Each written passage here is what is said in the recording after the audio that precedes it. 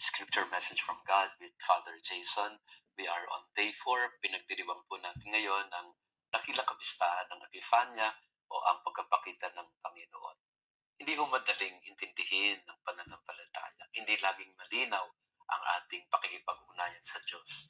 Marami tayong mga tanong, marami tayong mga hinahanap, katulad ng mga bantas.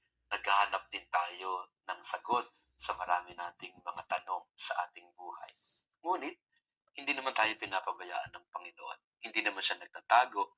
Gusto rin niya na mahanap siya ng mga tao. Kaya nga meron tayong mga tala, mga bituin na gumabay sa mga bandas na gagabay din sa ating paglalakbay sa buhay.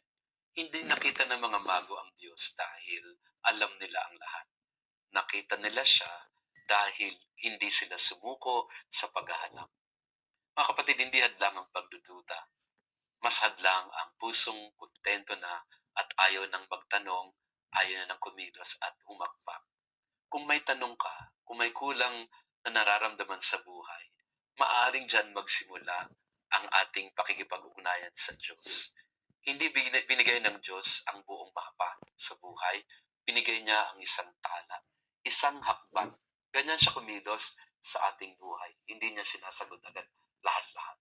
Pero binibigyan niya tayo ng mga sapat na liwanag para tayo magtiwala at magpatuloy at hindi tayo maligaw ng landas.